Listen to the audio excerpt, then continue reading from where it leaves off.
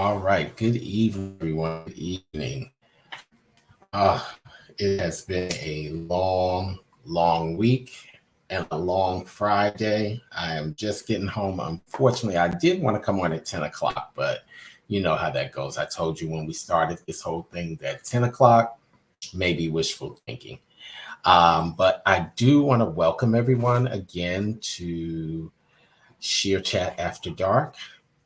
Um, and again, the premise of this show is really to talk about various things that we may talk about in the salon. And tonight we had a pretty interesting conversation, and I kind of wanted to share it with everyone because most of you guys who are on my various pages are um, living in the Washington, D.C., Maryland, Virginia area, right?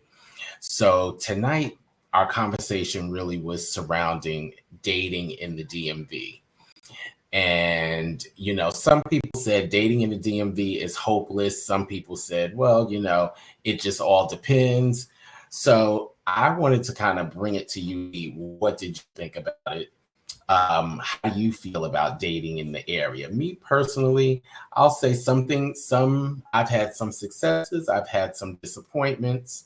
But overall, I would say it's fine. The only thing about the area that I am a little uncertain about is the fact that the area is very transient. There's a lot of people that come into the area for work, school, and what have you, and then they leave in like 2 to 3 years. So I don't know if that is enough time. I don't know. I'll say for me, well, I'm going to take that back. I was going to say, I don't know if that's enough time to really like solidify um, a relationship in my mind or what have you. But I actually do think so because I think the last kind of situation that I was in, it kind of moved fairly quickly. And, to me, I was very serious about that interaction. And I think I threw caution to the wind with a lot of things in terms of how I thought about its progression. But all in all, I would definitely say that I think it's probably like it is in most places, right? So tonight, let's see. So it actually started with one of my clients was talking about that, the area and whatnot. And so then we started talking about, well, where do you go to find people to date? Like, where do you meet people? Years ago, of course, before we had the apps and online and all that kind of stuff, we went to the club, we went to, I don't know, they always said go to the supermarket, go to church, go to places where you think you might want to find a decent guy or a decent girl. But, then our number one place was really the club. And I remember when I started going to the clubs in when I was I think 17, 18 years old, going, I didn't really think about dating much. I went to school. I was kind of more focused in school, and I was a little more, I'll say with school, I was more social. So I was more into going to, this is going to sound bad, but I was more into socializing and building my friend circle more so than dating. My head really just wasn't there when I was in my high school years. I think towards the end of my senior year, it kind of started to shift a little bit. And I started to think, most of my friends have been dating like throughout high school. They are kind of, some of them in 2 and 3 year relationships already and whatnot. And I hadn't really even started. So my mind just really wasn't there. But at that time, that was like the club scene. That was when you went out to meet somebody, and I think the most technology that we had at that time really was like the chat line. I don't know if you guys remember the chat line, but I think in New Jersey, we had this thing called, well, really I think it was countrywide. It was called the Raven. There was one called the Raven, and then there was this thing called the Donut. And they were chat lines where you actually picked up your house phone and you called and you would leave a message. So, like when you would call, the one that we had in New Jersey was called the Jersey Raven. And so you would pick up and it would say, welcome to the Jersey Raven. And, press 1 to leave a message. So you would say something like, hi, my name is Rashawn. I'm 5'10". I weigh 165 pounds. I like music and dogs. And I'm really just looking, to meet somebody.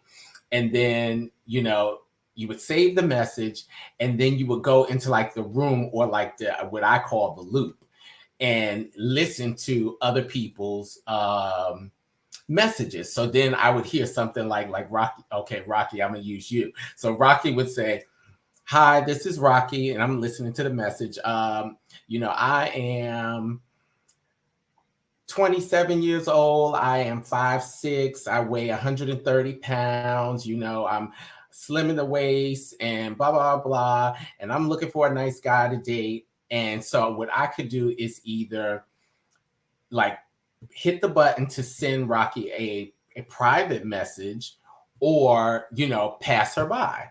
And so that's how you just kind of went into a loop of listening to all these messages.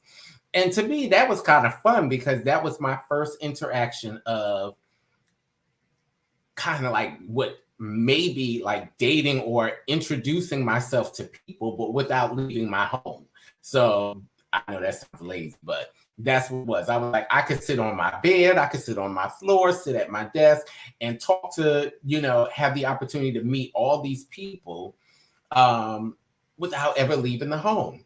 And then, but I would say the most success that I probably had in terms of dating, because I didn't really, now that I think about it, that I didn't date anybody from the chat line. I think the most success that I've had dating was actually meeting people outward or out. So then that brings us up to like these times where there is the app dating. And oh my God, there are so many apps, right? I think when I moved here 20 years ago, there were 2 apps that I used. One was called, now I'm telling you, anyway, there were 2 apps that I used and both of them were common. And so I would see a lot of the same people on both apps because, those were the only 2 that we had. And it was great because you had it on your cell phone. So as wherever you were, you could look and bring up the different ads. Yes, Rocky, Plenty of Fish was one. Well, that wasn't one of my ones back in it, but I have used Plenty of Fish these days. I have gone on there more recently. Like I have done quite a few. I've done, let's see, Plenty of Fish. I've done, what's the other one? Badu. I have done, what is this thing called now? Hinged. I've done Tinder. I've done what else? What is this one? I've done Jacked. I've done Scruff. I've done Grinder. All these various things, right? With just trying to have the opportunity to meet various people and really see, who's out there. And yes, Black Planet. Wait a minute. Do y'all remember Black Planet dating? Oh my God. First of all, you got me excited because I thought about that. First of all, what was it? It was Black Planet and then MySpace. MySpace was the other one. And so, you had all these apps and various ways of meeting people. And, I just seemed like I was able to meet people, but I don't know if I'll tell you what my belief is, because this is why I was going to say I don't know why, but what I think had happened was the apps created or really lent to the what do you call it? The microwave syndrome. Yes, BGC. Yes, I used to go on BGC too. And what was it? It was another one. I can't think of what it was. It was just so many. It was so many. But what I was saying is I think that it really lent or it really reinforced the microwave syndrome, because here you are, almost like the chat line, right?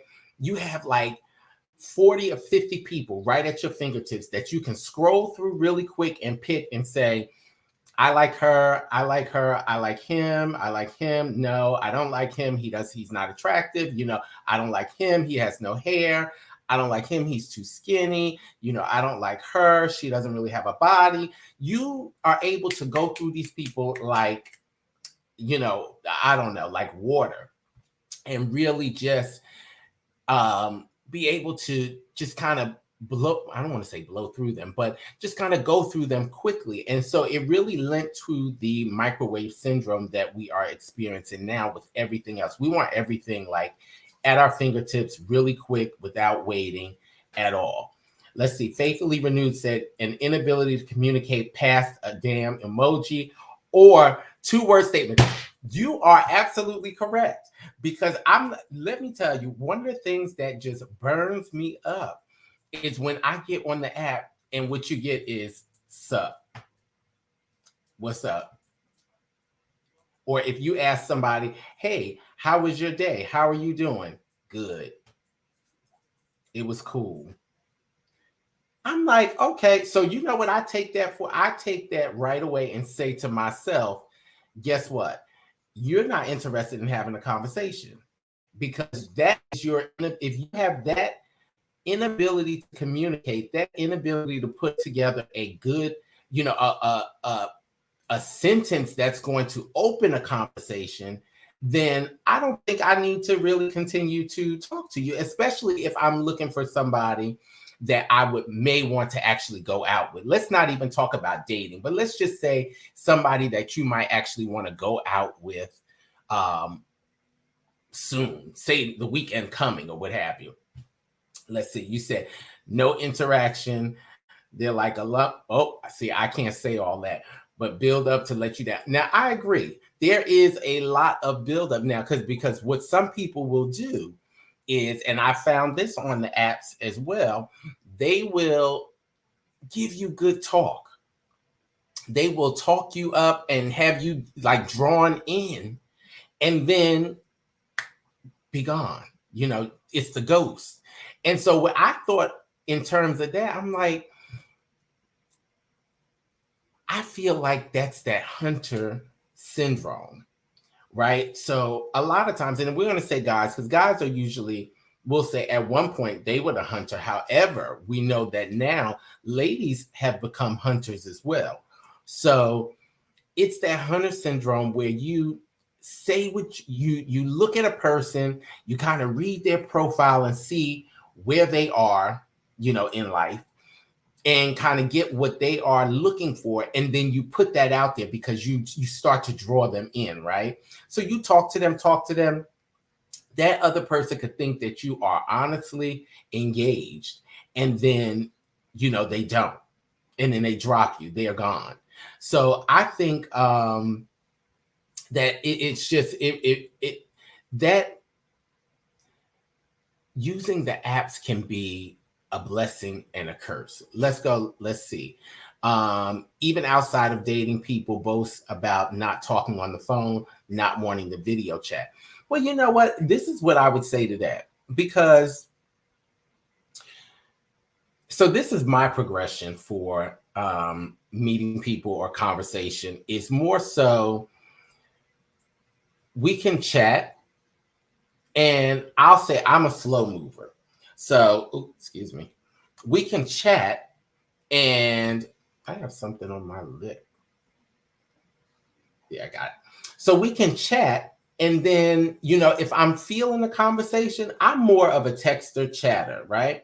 So I want to keep it there for a minute until I really start to feel you, or until I know that I want to be a little more serious about communicating. So whether or not it's on a friendship level or on a relationship level, what have you, if I'm going to be more consistent and serious about communicating with you, then I will take it off the app. If I just want, like, I enjoy you as a pen pal and know that it's not going to go beyond that, I will leave you right there.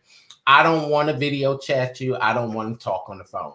I save that for people that I actually really, really want to engage with, right? And then you say, if the text messages are too long, they won't read it. Now, that's very true. First of all, because again, microwave society, we don't have time to read a whole book or a libretto of your life. This is like, I'll tell you, a friend of mine sent me a text the other day, and I said, if this was not the Encyclopedia Britannica, I skimmed through that thing so quick because I was not going to sit there and read word for word that whole thing. I was not. I feel like I don't have that kind of time. My time is precious. And so I'm going to get the gist of what you're saying. But what I would tell my friends is synopsize what you are saying to me. You don't have to give me every detail. Save that for when we're in person, when we're talking. But just give me the gist of it right now. Okay. So let's see. Some people just don't know how to interact with a mature conversation. Now, that's very true. That is very true. And again, I think that is something that texting and talking on the apps have kind of done, because well, really, I want to say more so texting, because texting, what we do is we take the longer conversation and abbreviate it, right? And then we abbreviated it even more when we started using the acronyms. So some people, if you look at, I'll say, younger people around, who are probably like in their teens, they can have a conversation based off of just the acronyms. They don't need a whole lot of conversation. But what that does is, I believe it breaks down your ability to really communicate. And so you start to think in these little short words. I'll say, like, for me, one of the things I realized when I was younger, I used to read a lot, and my vocabulary was a lot more extensive at that time because I was really reading. I was constantly taking in words, right? And then as I stopped reading, as I got older, the amount of words that you use on a daily basis, you use a lot of the same words over and over. You don't really use the full breadth and width of your vocabulary on a daily basis. So your vocabulary starts to shrink because you start to use less and less words. And so that really breaks down that ability, like you said, to have a mature conversation and really just to be expressive and expressing using a lot of different words opposed to every 4-letter word or 5-letter word, that we use on a daily basis. Rocky said, yes, show me that you're interested. People act so scared. If you like me, then we can go somewhere. Now, you know what, Rocky, this is what I'm going to say.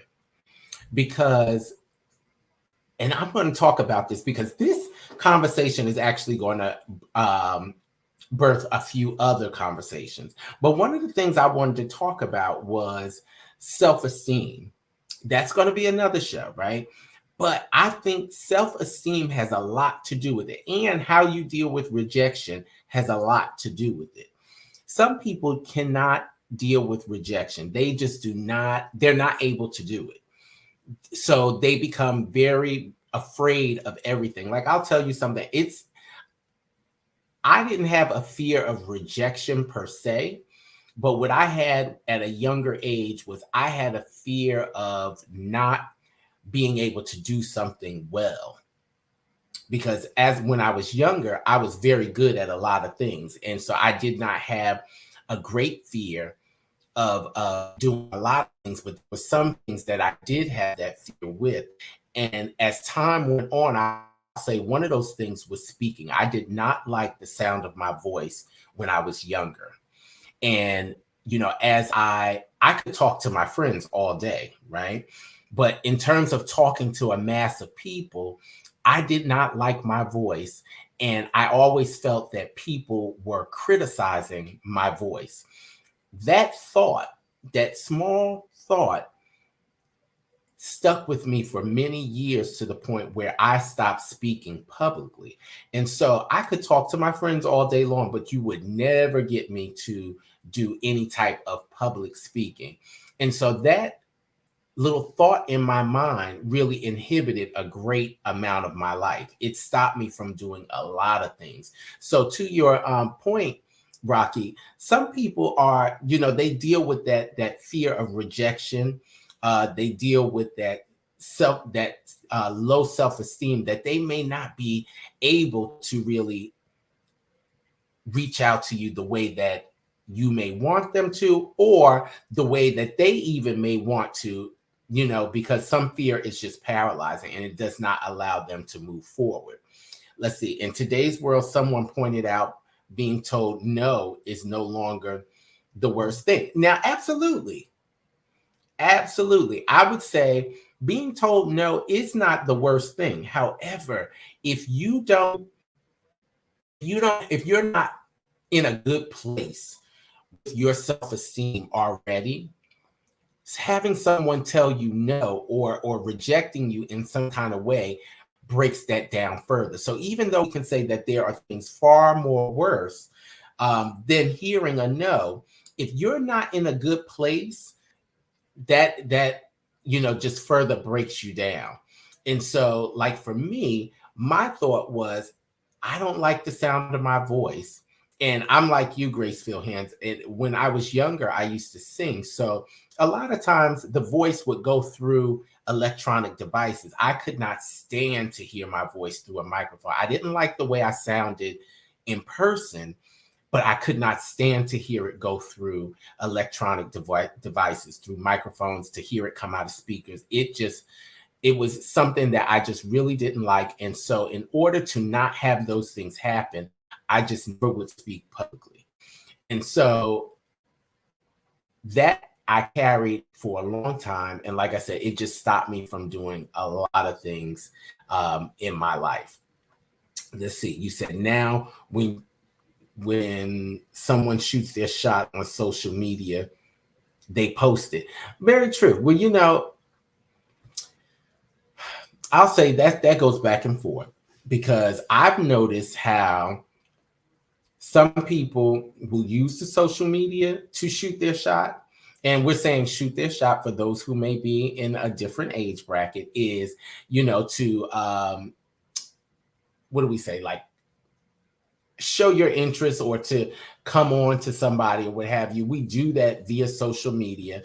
And sometimes we will post it, that it has been done. But I've also seen when people, and I call this the mean girl syndrome, say if I ask you out, right, what you will do is in turn post my text or my DM showing everyone else that I asked you out.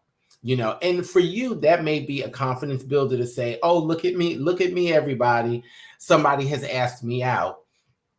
Where to me, I'm like, I might be devastated because you have now publicly, put all my business out in the street. Now, God forbid if you don't say, yes, you want to go out.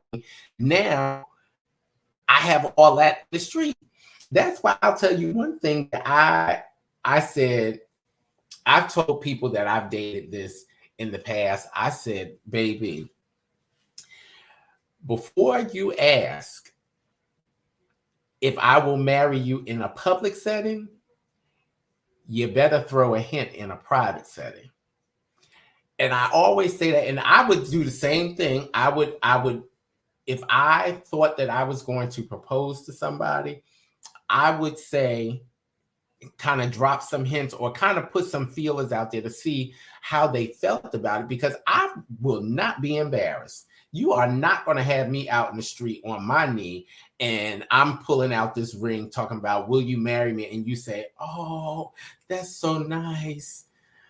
But no, you will not do it to me. You will not.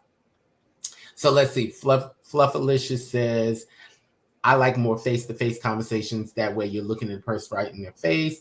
The communication is better and you yourself can determine if you should move forward with that person. Trust your vibes. Now, I agree. I totally agree. Now, I'll tell you this. One of the things that I like, and I think this is so perfect, and again, it might lend to the microwave syndrome, but I love speed dating, right?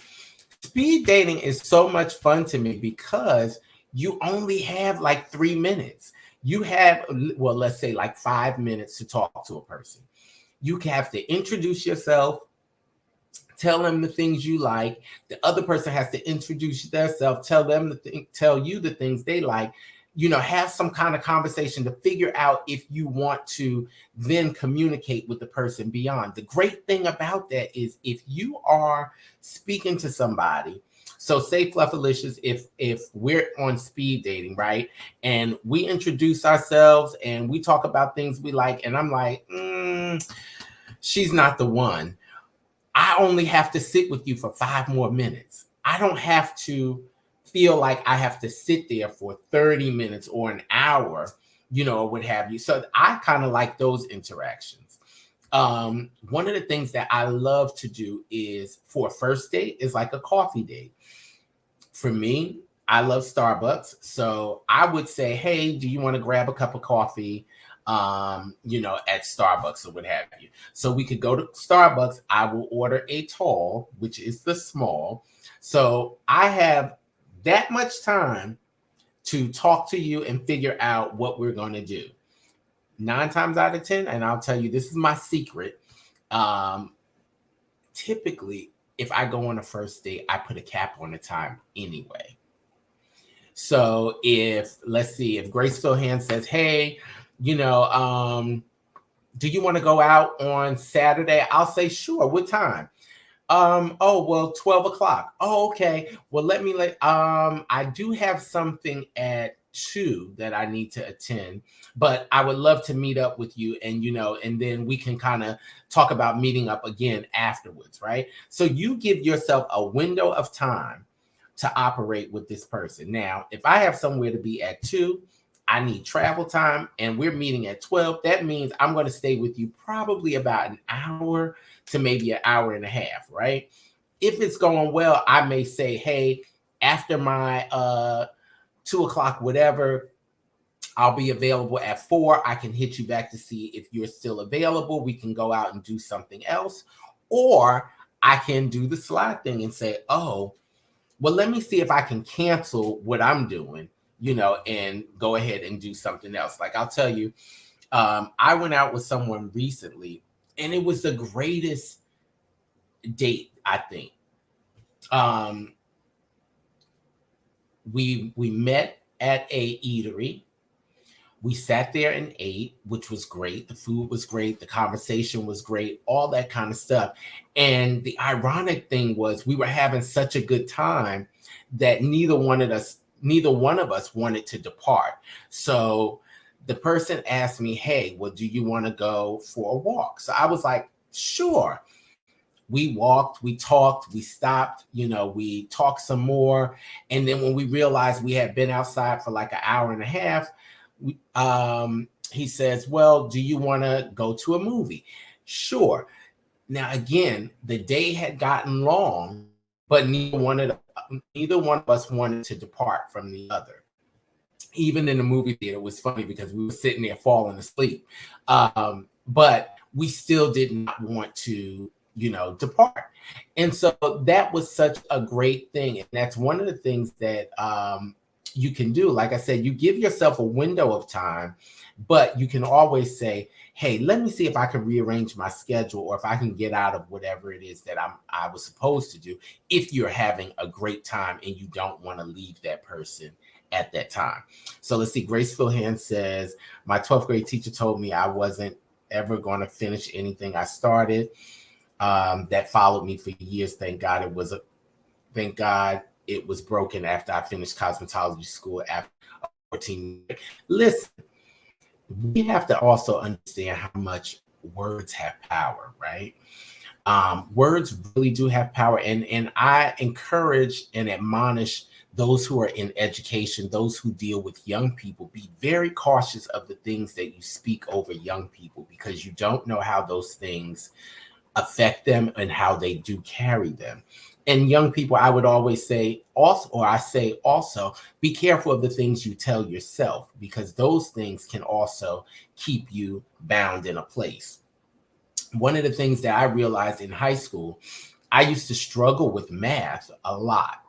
And I remember going down the hallway, and I went to a Catholic high school, an all boys Catholic high school. And I was going down the hallway, and I was like, I must have been visually frustrated because one of the teachers that I liked said, "What's going on with you?" And I was like, I'm having a hard time with this math. I am the worst when it comes to math. I just can't do this. And he said to me, "You can't do it because you're telling yourself you can't do it. What you're doing is creating a mental block to what you need to do." So he said, "You can't tell yourself that you cannot because you reinforce a thought when you do that. You need to tell yourself that you can, and you will do what you can to become successful at doing whatever it is. You send yourself the positive motivation." And after that, that really helped me break that period of feeling like I was terrible when it came to math. So, I definitely think that those who are in education have to be very careful at the things that they tell young people and how they speak to young people. So let's see. Fluffalicious says, yes, coffee dates are the best. Graceful Hands, I'm going to start using that time frame. Listen, you can use that time frame with any and everything. If you're meeting with friends, if you're meeting with people, that I use it also when I meet with people that I'm not very, let's just say that they're not really my friends, but they may be associates of somebody else. I'm not really keen on them, but say our mutual friend wants me to come to something, I will put a time cap on it and say, "Hey, yes, I'll come to your event. I'm only going to be able to stay about an hour to an hour and a half because I have something else." That will give you that out, right? Sometimes that's all you need, is just that out to kind of be able to break and get away. Let's see. Words are definitely power. Yes. Hey, Toya, I saw your video the other day. I loved it with the blonde hair. Kudos to you. So back to the dating. So now, like, after all these years, or I'll say for at least the past 18 years, I've done online dating for the most part.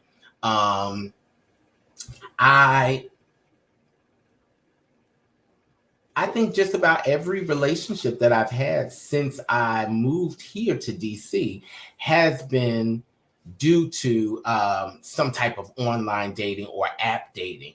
And so now, like I said before, there were so many different apps and things that you can use. Now, one of the things that I thought was great was, after a recent breakup, a friend of mine said, "Rashawn, you need to change the apps that you've been looking at."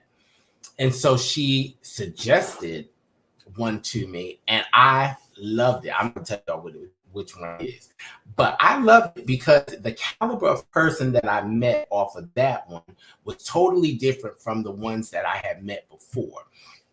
Now, mind you, like I said, this is adult conversation. The apps that I had been using before really were geared towards more physical interaction. Excuse me. And that's not to say that that's what the app is for, because I believe the apps are not created for that. That's what the intent of the people using it. That's what their intent is. And so over time, that's how people kind of start to look at it. They're like, "Oh, if you just want to hook up, you can go on this app. If you're looking for something a little more serious, you can go to this app." Like, people say, "Oh, Tinder is the hookup app. But if you really want to meet somebody nice and that's a little more serious, you go to Christian Mingle." You know what I mean? So you have your various dynamics of the apps that you can use. This particular app that I used was really good because it introduced me to a different caliber of person. And I still use the app because I think, again, the people that I've met on there are great. Now, that's not to say that the people on the other apps are not great. It's just saying that they don't present what the people on these apps and how the app is created. It's really to pull certain things out of you for you to put out for someone. Whereas, another app may be more about your physical characteristics and what you're into, things like that. This one is going to ask you very pointed kind of questions to get you to answer in a thought-provoking way, which I love because it really gives you a better idea of how a person really thinks. So, that was one thing. And so moving forward, the other thing that I thought was a little questionable, and someone brought this up in the conversation, was they thought, okay, after you go out on the date or you meet the person, how do you interact? Do you exchange phone numbers? What do you do? What do you exchange? Instagram? What is it that you do? I think a lot of people do exchange the Instagram and whatnot. I will give people my phone number, but what I say is, here, you can text me at this number. And so I give you that directive up front. Because if you call me, I may not answer. I'm not a telephone person per se until I really get a feel for you. Then I want to talk to you, or I want to video chat you and things like that. But then moving forward, after you guys go on a date, one of the things that one person said was a big deal, well, not a deal breaker, but one of the things that kind of changed people's mind is, let's say the guy asks the lady out, but the guy has the expectation of them going Dutch on this date, which means that both people pay their part, but then the young lady is looking like, well, you invited me. Now I'm totally with her, and I believe that whomever invites, because that is the invitation that you're asking me to join you for something. Why should I, if this is a date, why should I incur a cost when you invited me? That's how I feel. Now, unless you say, hey, do you want to go to this concert? The ticket is $65. That's my subliminal, or really it's upfront notice that you're expecting me to pay for this, right? So I think that we can do a lot with the words that we say and how we tell people certain things. But I would definitely say, if you invite someone somewhere, have the intention of paying for it. Like I'll tell you, I went out with someone recently. We went to dinner and we're sitting there, and this was by his invitation. We went to dinner, so I'm sitting there, and when the bill comes, I go to reach for the bill, right? And he quickly grabs the bill and says, I invited you here. And I said, no, I really have I have no problem with sharing the bill with you. And he says, no, I invited you, so I'll take care of it. So I like that, because again, you were the one who invited. Now, what I always do is I'm always going to suggest that I pay my portion, because in doing that, that lets the person know that you're not out for a free ride. That you are self-sufficient, you can be independent, and you can basically afford to do whatever it is that you guys are doing. But it is nice when the other person does pick up the check. And so I also make it a point, and I admonish people to do this. If someone takes you out one day, the next time, why don't you take them out? I'll tell you, there was someone that I dated years ago, and I knew that I couldn't afford to always pay for everything that we did or every time we went out, and nor did I want them to pay for it each time that we went out. So we would alternate, and we would typically go out every week, at least like to a dinner once a week. So we knew that twice a month I was going to pay for something, twice a month he was going to pay for it, basically. And that worked out very well. I tell people, if you're in a dating mode, make sure you kind of think about those things and work it out, because one of the things that I would never want is someone to feel like I am just with them for what they can provide.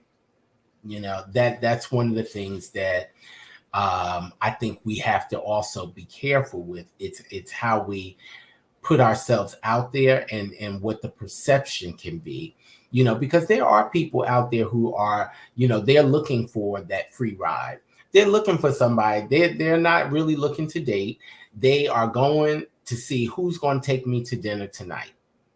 Who's going to take me to this? How can I get to go there? So, you want to be kind of careful. But if that's not you, let the person know, hey, I can and I'm able to carry my weight or carry the load, what have you, or let's just come up with some type of strategy of how we're going to do this, especially if you're young people, like I had one couple today in the salon. One is 19 and the other is 20. That's a very young couple, right? So I would say to them, guess what? Figure out a way that works for both of you so no one person shoulders the full financial burden of the relationship, right? So definitely, like for them, I would say if you guys go out, I don't care if it's twice a month, one person pay at one point, the other person pays the other point. You got to come up with something that makes it equal. And then even that can go to people who are married. You can figure out, this was something that was told to me years ago. When two people in a relationship make very varied amounts of money, so say one person makes $50,000 a year, the other one makes $100,000. Should the person who makes $100,000 pay all the time? Should they feel obligated to take care of the person who makes $50,000? My thought is no, because if you're making $50,000, you're still making something. You may not be able to take them to Ruth Chris, but you can take them to a cheesecake factory. You can take them to a nice place, somewhere that is economical and that you can afford. You don't always have to meet that person where they are. And I would say the person who's making all this money, definitely understand that the other person does not make as much and may not be able to take you to the places that you are used to going or that you may want to go there. That is where the compromise comes in. That's what I was trying to say. That's where the compromise comes in. So you want to make sure that you guys both, are feeling appreciated and that no one feels taken advantage of. That's like the number one thing, or not the number one thing, but that is a huge thing. Is just to make sure that nobody feels taken advantage of. And then, so lastly, I'll say lastly for tonight is the next date. But let me take a comment from Fluffalicious. You said a lot of people are out here looking more for benefits than a committed relationship. That's what I'm saying. They looking for the what can I get out. I will tell you this. And this goes back to, I said, this conversation will birth a few others. But I was going out with someone recently who was able to do many things financially, right? And, in the course of our relationship, they did many great things in terms, I'll say, they afforded me the opportunity to do a lot of things because they were in a different financial bracket. That's like the best way that I can put that. And the one thing that I wanted them to understand was that it's great that, we're able to do these things. And as appreciative that I am that we can do these things together, I don't want you to think for a moment that it is because of these things that we are together, right? Because that's number one, that's not how I was raised. And then also I understand that with that type of relationship where one person is carrying everything, sometimes it becomes unbalanced, not just financially, but it can become emotionally unbalanced. You may no longer feel like you have a say in that relationship because you no longer have anything to contribute, or you don't have anything major to contribute, which is usually the finance. So you have to be careful. But moving forward, what I want to say is lastly, so you guys go out on the first date, you have a great time, and you think you want to go out on the next date. How do you go into uh, that next, I don't want to say go into that. How do you go into that in asking the person? Do you just say, oh, do you want to, do you want to go out again? Do you think it's, if I asked you out the first time, you should ask me out the second time? How do you think that should go? Me personally, I'll say in one of my most recent situations, as the date came to a close, I said, I really enjoyed myself. Thank you so much for inviting me. I fully intend to see you again. Right. And so that does sound a little formal, but I talk like that sometimes. But anyway, I wanted them to know that I was interested in having another date, in seeing them again, and that is how we continue to operate. Yes, when can we next go out? Okay, well, I'm going to call you, because we would talk all the time, and we would make these plans. So I think that really is what helped us and carried us through. We did communicate a lot. And so at the end of the day, I think communication is the key when it comes to a lot of the latter stuff that we talked about. But like I said, this conversation is going to birth a few others. And the next, or I won't say the next, but one of the ones that I want to talk about coming up is really about self-esteem and dealing with rejection.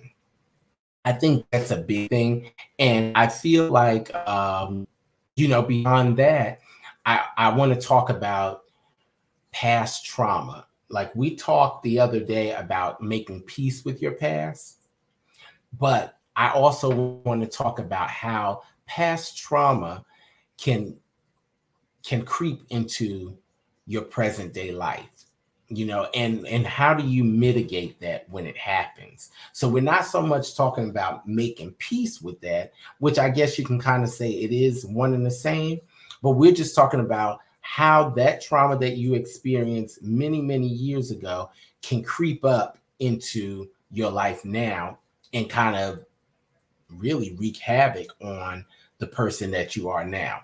So I'm not going to hold you guys. I see, Lord, we done been on for 47 minutes already. And I really, really intended only to make this like a 20-minute conversation. But I love talking to you guys. I want to thank you so much for joining, for engaging. I appreciate the hearts. I appreciate all of the conversation and the interaction. You don't know how much that does mean to me.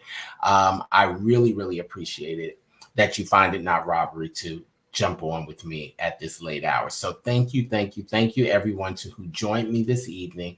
And I fully hope that you will join me again. And what I would ask is that you set your notifications on your Instagram, on your Facebook, so that you will get the notification when I do come on. I have not come up with a formal schedule yet, but I do like to come on Mondays.